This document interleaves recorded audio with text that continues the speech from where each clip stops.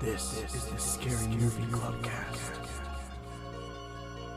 Live from the clubhouse, it is Scary Movie Clubcast. This is Mackenzie, Dahmer, Megan, Nadine, and Amanda. and tonight we watched Gungjum Haunted Asylum. I would probably give it, I don't know, like a 3.5 out of 5 views, live views.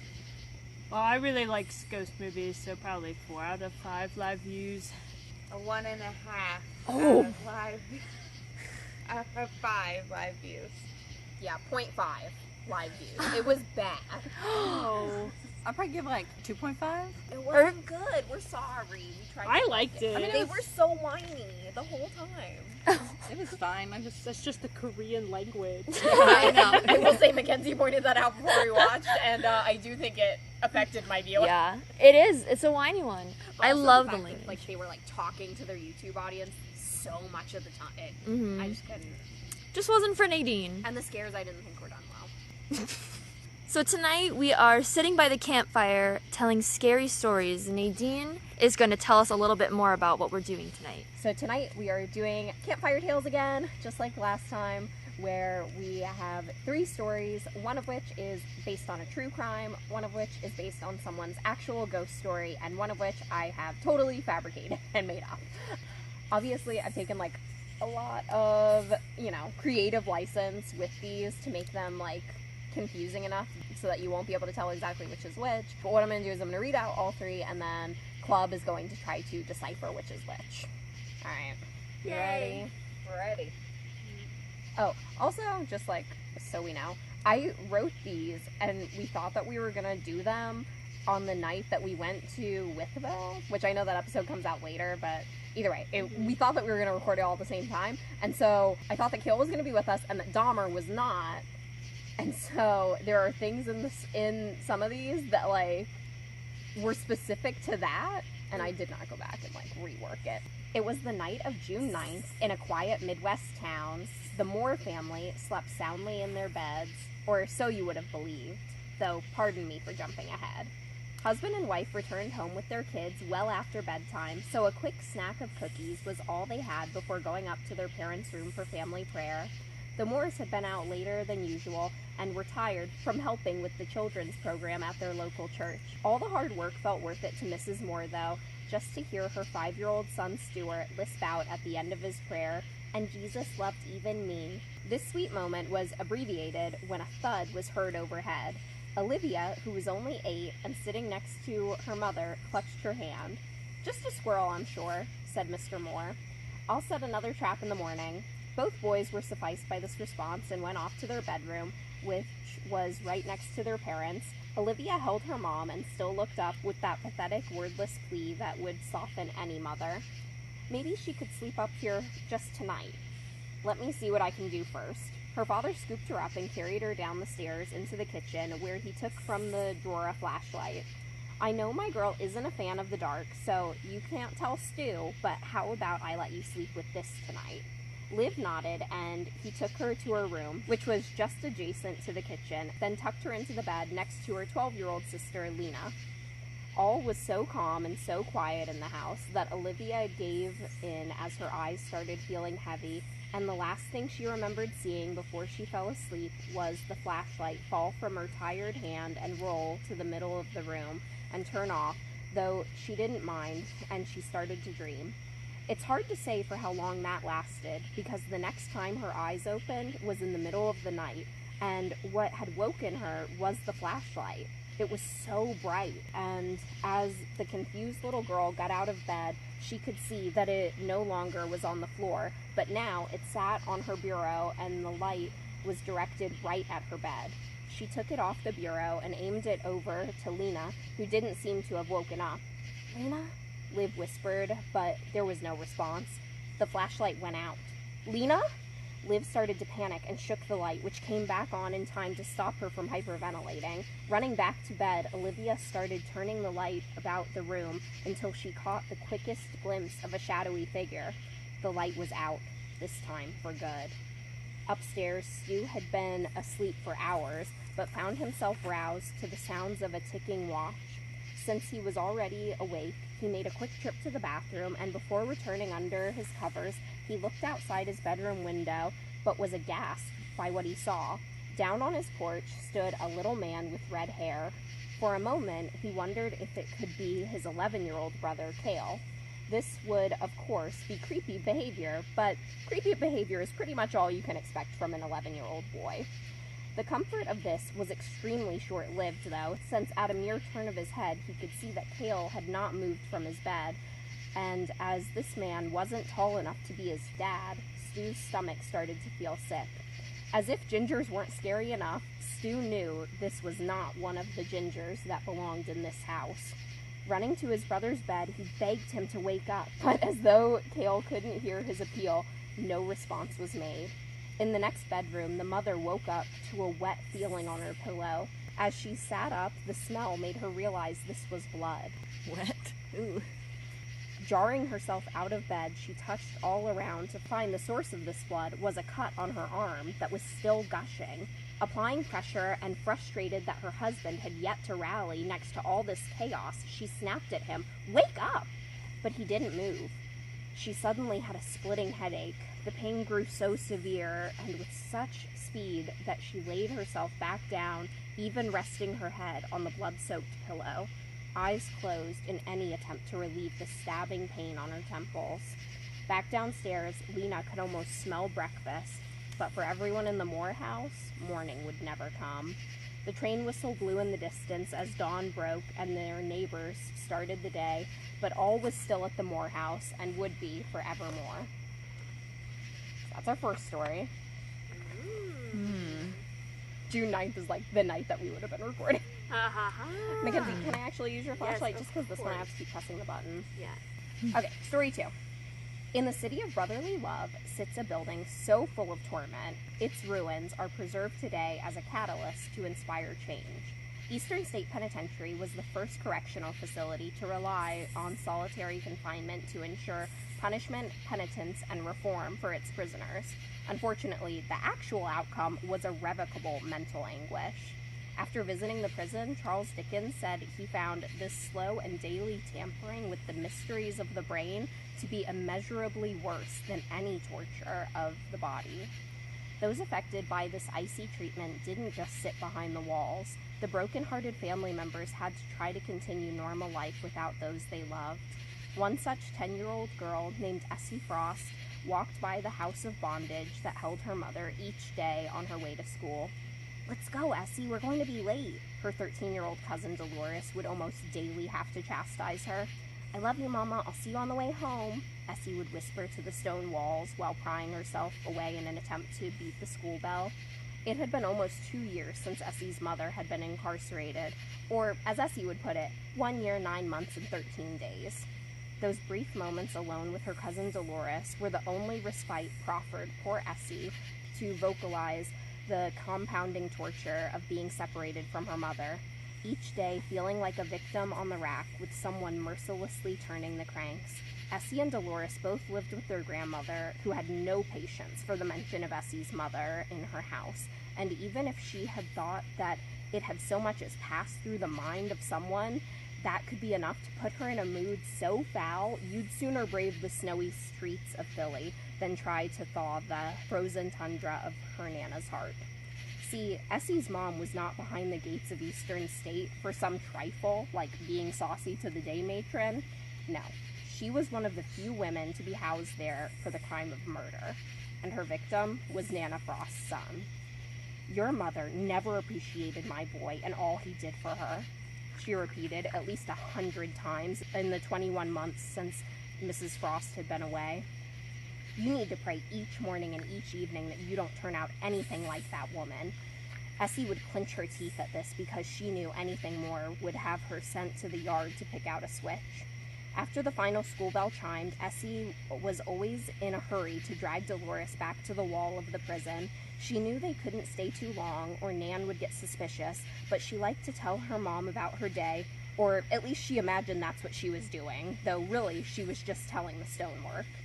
"Today wasn't too bad, Mama. I tried not to get snarky with Mr. Taylor, The walks have been nice because of all the sunshine, even though Dolores groused all day about me beating her in the school spelling bee.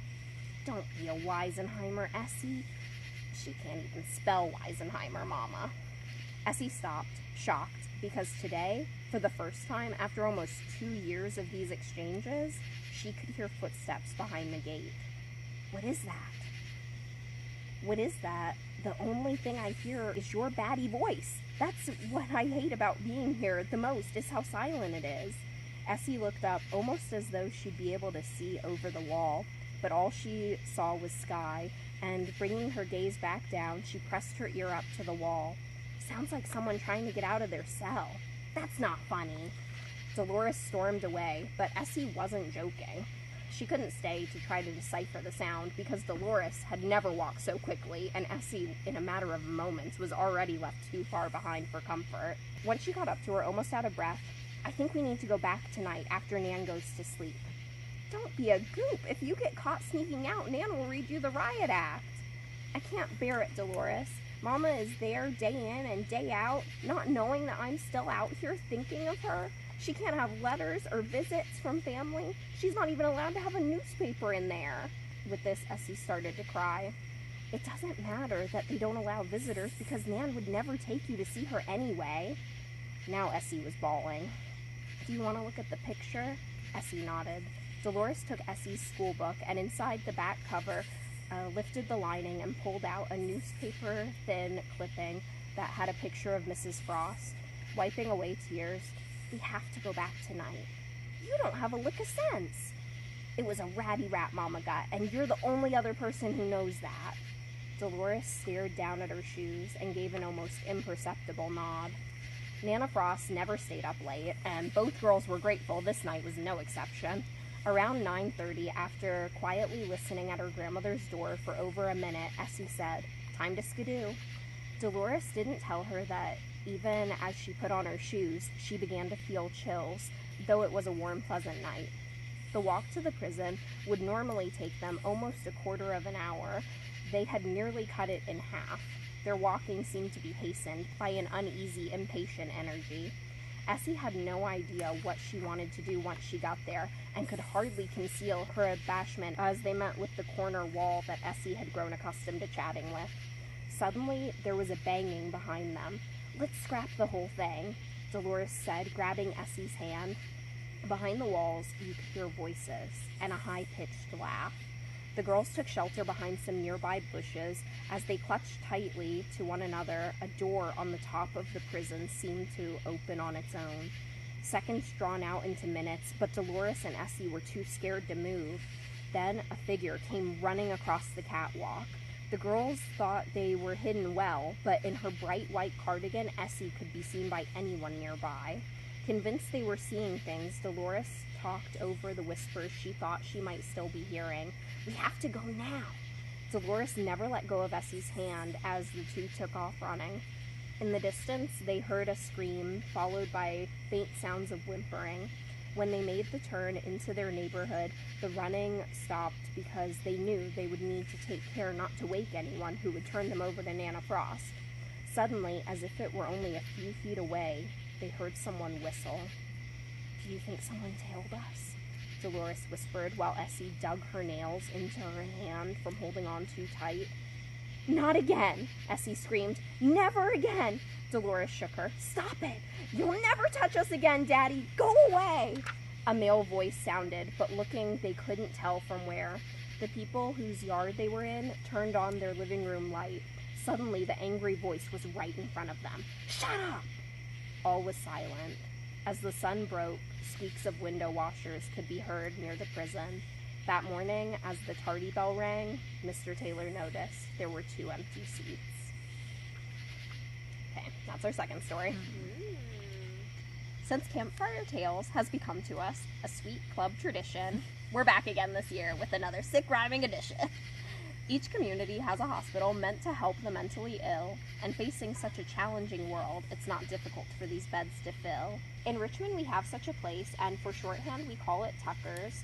Those in anguish and crisis it takes in, and supposedly suckers. Let me tell you about a patient there. Let's call her Nadine. Years she took medication and by a therapist had been seen. Nadine had begrudgingly been convinced to come inpatient for what they call a treatment of last resort. She didn't want to, but when her doctor said she'd made no progress, to that there was no retort. Electroconvulsive therapy scared her, even just by the name, but at this point, any price seemed right if she could feel somewhat sane. Night 1 before the treatment, and unfortunately, she already rested rather uneasy. Next to her bed was an inspiring patient carved drawing, but it wasn't too cheesy. The stick figure's eyes were X's, and around his neck was a noose. If you're thinking not motivational, hold tight, you silly goose. I do think this person meant well, and I only want to be fair, because next to the little dead guy were the words, "Hang in there." Day 2, and she had her first session, which honestly wasn't so bad. Not too steep a price, she thought, to keep her from going mad. That night, though, her head was killing and all her muscles were sore. Needless to say, this certainly contributed to her sleep quality being quite poor. It wasn't just that, though, or the unfamiliar bed. Nadine couldn't shake this feeling of impending imminent dread. Though she couldn't fully sleep, I wouldn't exactly call her awake. Guess the dose was slightly off on the medicine they had her take. The noise was so faint, Nadine didn't want to cause a scene. Maybe it's a side effect of the anesthesia starting to wean. In the room was just her, no one else at all, but she could hear breathing when hers started to lull. Our minds can play tricks, of course, she knew that. Still, she wished she was home to blame it on the cat. Day 3 there was no treatment, and she slept a little sounder, heart filled with gratitude the Sandman finally found her. Day 4 saw another round, this time leaving her more sore than the last. She all but gave up on sleep when the clock from 3 a.m. was passed. Then her eyes finally shut, and for a moment she was under. Then a crashing sound jolted her awake like terrible thunder. The sound of shattering scared her, so she wanted to check around. This was when the fact that she was paralyzed was found. Her eyes opened, but no other movement she could make. Instantly panicked, she was hoping somehow this was fake. What felt like an eternity, she darted her eyes around until suddenly her finger moved and her mouth could make a sound. She screamed and a nurse ran in, but by then she was able to get up. The nurse quickly dismissed her and brought to her a medicine cup. Nadine was so shaken, but the medication was kind of strong. After several hours, she awoke, ready to sing a brand new song. Though the experience was terrifying, Nadine knew it hadn't been real. That is, till she stepped out of bed and felt a cut at her heel. Sitting back on the bed, she pulled out a small shard. Nadine was trying to keep her cool, but this place was making it so hard. Day 5 was the worst thus far, and she was complaining to any who would listen. From their indifference, you'd think Nadine was asking them to perform nuclear fission. Sat in the craft corner molding clay so she could recount her story to a new group. Sitting next to her and murmuring was one of the more severe patients in the coop. "The Tucker Pavilion," whispered Lisa, to no one specific. Nadine, speaking, turned to listening as the words grew more horrific.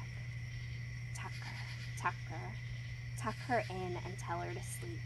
Tuck her into you and let her forget herself. Tuck her down so you can stand tall. Tuck her into the earth and leave her forever." Nadine stood up, seeming the only person startled by Lisa's words. The lack of response made her think to herself, what is wrong with these nerves? Time for therapy anyway, so down the stairs she started to go, until after a step she felt a cutting pain in her middle toe. Slipping off her shoes, she saw that there was a little blood, another piece of glass, to remind her of last night's thud. Shoe back on, her foot on the top stairs she started to lift. Out of nowhere, her balance took a most unpleasant shift. Laying at the bottom stair, with blood behind her head starting to pool, she tried to decipher how the fall happened, feeling like such a fool. Blurred vision, she glanced around as her confusion started to peak. Then her eyes were naturally drawn to the sound of a hastened creak. The door to the stairwell opened, and Nadine was trying to give herself slack. But the truth was, she thought she saw someone running away as her eyes faded to black. It is important that everyone know they have a safe place to fall, but sometimes the places we should be safest don't protect us at all. Okay, those are our 3 stories. Okay. I have my prediction. Oh, what are they? Yeah, go ahead. Oh, really? Is there Yeah. more? Wait, let me to it? think too. Well, yeah, but you can go. Yeah, now. Yeah. My Yeah. prediction is that the first one is true crime, Mm-hmm. the Okay. second one is a ghost story, and the third one is Nadine's story. Same. Interesting. Yeah, I think the first one is true crime. I do think that the third one is the ghost story. So you're thinking true crime, True crime, Nadine's story, ghost story. Okay. Megan? Yes, what does Megan think? Speak loudly, Megan. You're Yeah. so Sorry, far I'm just away. muttering to myself. It's fine. First one, I'm gonna go true crime. I guess we're all in a consensus. That's the one story Mm-hmm. we've reached a consensus about. The second one, I'm gonna say made up by Nadine. Okay. The third one is the ghost story. So Megan So you agrees guys with agree? me. You guys agree? Amanda Yeah. and I knew it. agree. I knew And it. Megan and Lena, Yeah, we but- got together Teams forming. forever. Yes. Yeah, but- Yeah. The first one just reminds me a lot of like the true crime story behind the Amityville house. Yeah. Yes. Definitely. Because that was going to be my next question, is if you feel like you know the true crime one, does anyone have a guess Well- for like, the actual true crime that it was? Amityville sounds... Because Amityville was the husband that did it, right? No, it was like a Oh, brother. well then that one is what yes, because I also agree. I felt there was a lot of similarities. Okay, you guys ready for the reveal? Yeah. First story. It's true crime. Nailed it! Yeah. Look at something fell on you. Enjoy feeling like you're all winners before there's the divide. I know, before I know. there's a true winning team. Oh, I got a Kroger bag on my foot. And something just touched me, and I was like, no! It was true crime. Karaoke on the floor. I know, he slithers in. It was not the Amityville crime though. Okay. It is the Villisca axe murders. I don't know And that so, one. a shocking lack of liberties were taken. That is the actual night it happened. It was the Moore family. I just thought that was funny because it's Kale's last name, so I was like, Wow. It was like the Moore family, which was mother, father, 4 kids, like 2 sons and 2 girls, I think, and then 2 little girls who just came home with them that night. Just happened to come home with them from the church program, yeah. And all of them died. Were they LDS? Everyone in the house. No. No. Oh. They were just religious. Yeah, but I'll get back to like the little facts about it. But first I'll tell you what each was. Okay. Okay. All right, here we go. This is for all the marbles right here. This is it, yep. Story number 2 Sorry, no. was a ghost story. Yes!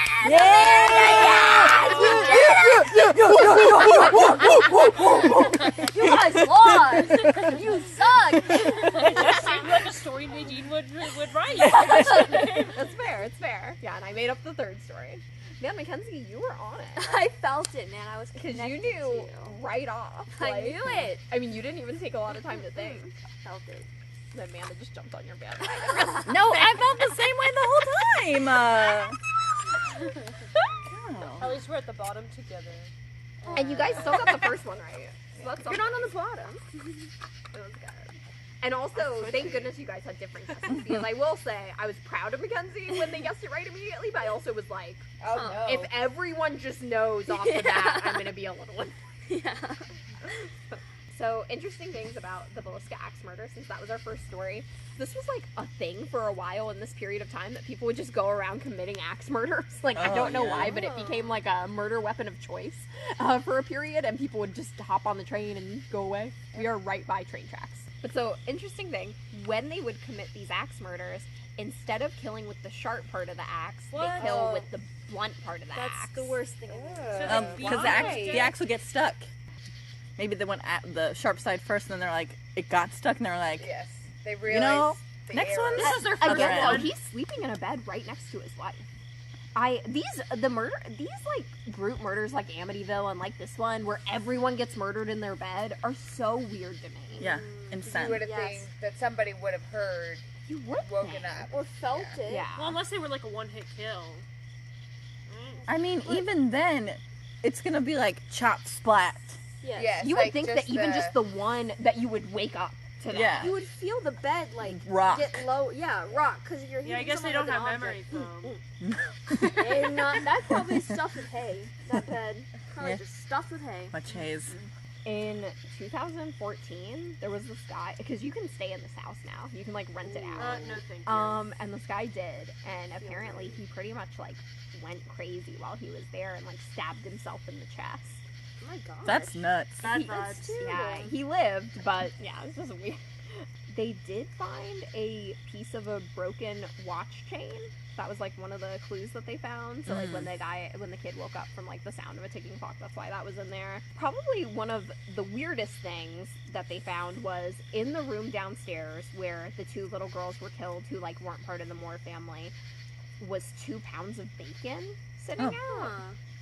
Yeah. Like that the killer had taken out or something? That I fact. guess. And Yeah. so it's odd. Like, no one really knows why. People make guesses where they're like, maybe he was, like, planning to take it with him and just forgot. Or, like, the creepy one is that some people say that maybe he used it as, like, a makeshift fleshlight. Ew. Ew. That's brutal. Could have been worse. Could have been a corpse. Could've Mostly used a in my corpse. mind, I'm like, wouldn't there be evidence if that is Yes. what Yeah. happened? So, 100 people toured the home while the bodies were still inside. Come see the live dead bodies. The live dead bodies. Oh, that's terrible. You would want to go see murdered children? Yeah. Well, I think everyone was just so confused. Like, I don't think that anyone, because it was so fresh on the day of, I don't think that anyone was like, ooh, interesting. I think everyone was like, what happened? Like, no, that can't be right.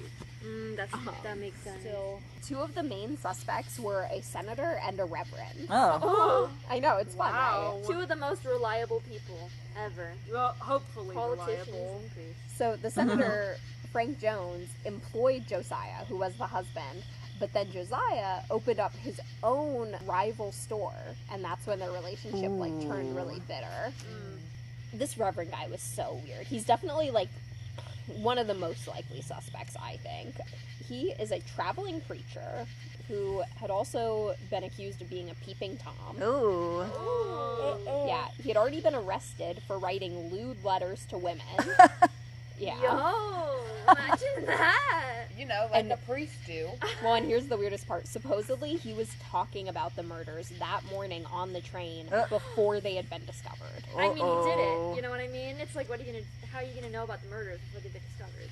Yeah, He's like, he- it's really crazy, but I heard about these murders. And they're like, what? That happened like an hour ago. It's so weird. Ones How that you were happened. also on the train an hour ago. he was in the area because he had been on the children's program the night before. He inserted himself into the case in a very weird way, where he, like, showed up and acted like as if he was a detective. Yeah, when he was on the train, supposedly what he said to someone is, there are 8 dead souls in Villisca butchered in their beds while they slept. Okay. So Eastern State Penitentiary, tons of ghost stories along there. The prison was actually, the design of it was inspired by an asylum. There were over 100 escape attempts and at least 1, but maybe even up to 4 people who, like, actually did escape. There was one guy who was there named Willie Sutton, and he was a bank robber, and I just think this is funny, that when he was asked why he robbed banks, he was like, because that's where the money is. Doy. When you're right, you're right. What can I say? At Eastern State, there was, like, this big thing in the papers where it talked about Pep, the cat-killing dog. And they made it seem like as if this dog had killed the senator's pet or something. And so then he got sent to, like, a life sentence in Eastern State. Oh my goodness. Apparently, it was actually more like the governor donated it to be a therapy dog. Oh. For the prison. Yeah. Yo, they tried to give him like a backstory, like a criminal backstory. You can't let them know you're soft. Exactly. They're like, no therapy dog. I'm a hardened criminal. I'm a cat killer. I'm on the streets. The audio tour that's there is narrated by Steve Buscemi. I just Oh, fun that's fact. so fun. Yeah, I highly recommend going. So a lot of the ghost stuff was based on the BuzzFeed Unsolved episode of this. So, like, a lot of that stuff happened, or at least they talked about it happening. Ryan got chills suddenly, and Shane even heard something and was scared, which was adorable. Like, a sound happened and Shane was the one to be like, what was that? Which is always fun. At one point, there was overcrowding, and the inmates rioted by lighting their cells on fire. Oh. An insane way to riot. Essie Pollitt is the name of a woman who gave birth at Eastern State while she was being held there. They let her keep her infant for 6 months, and then a fellow prisoner named Laura Irons, who had been paroled, took the baby and took care of her until Essie was released. Oh, okay. Well, that's better than I thought they were gonna do for her. Yeah. The warden, when he met the baby, gave the baby a $1 bill. Oh. The baby's rich. Oh yeah, which Paulette was in there for shooting her husband. She shot him in the arm. He was fine. Supposedly, he came at her with a razor and then she shot him in self-defense. He was trying to kill her because he wanted to remarry. Or really, what she thinks is that he was trying to get her to shoot him. He was trying to get her to have to go to jail. Wow. That's what she says in jail. Probably why he didn't get the baby, though. Yeah. Oh man, the same newspaper that I read that out of had this ad where it was cure for men, and it was gonorrhea medicine. And I just love that. And then this other story that was in there. Again, this doesn't have anything to do with Eastern State. This was just something fun that was on the newspaper. There was this 15-year-old girl who had been hypnotized and kidnapped by a traveling magician. He apparently kept staring at the female prosecutor, but she wouldn't engage him. And then my last random thing about Eastern State is that when it was built, they put a flushing toilet inside every cell, which was a huge deal at the time because not even the White House had Wow. anything like that. Luxury. Yo. And then my only fun fact about the one that I made up, the Tucker's one, is that the little drawing on the wall of the guy who had hung himself that said hang in there, I actually have a friend who spent time at Tucker's, and that was a drawing that was on their wall. Oh gosh. That's it. Those are our campfire tales. Wow. Wow. Good job, Nadine. Thanks. The rhymes were really good. Yeah. I like some of those Those a were lot. so I thought good. some of them were very clever. You can follow us on Facebook, Instagram, and Twitter at Scary Movie Clubcast and subscribe to our channel on YouTube. See you next movie night, and don't forget, there are 21 days till Halloween. Bye.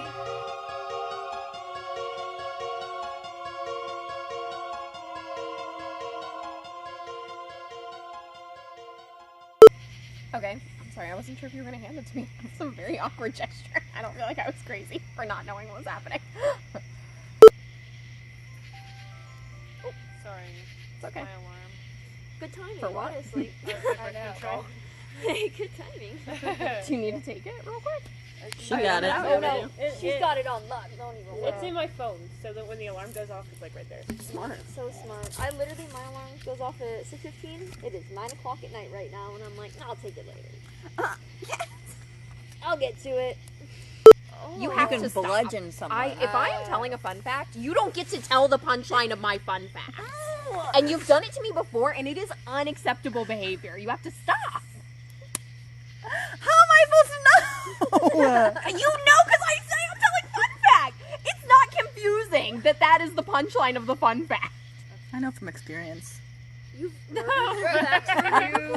You've been axe murdered before? I She's don't. chopped wood. I've axe murdered. Oh, I see. It's Pepper. It's Pepper. Pepper.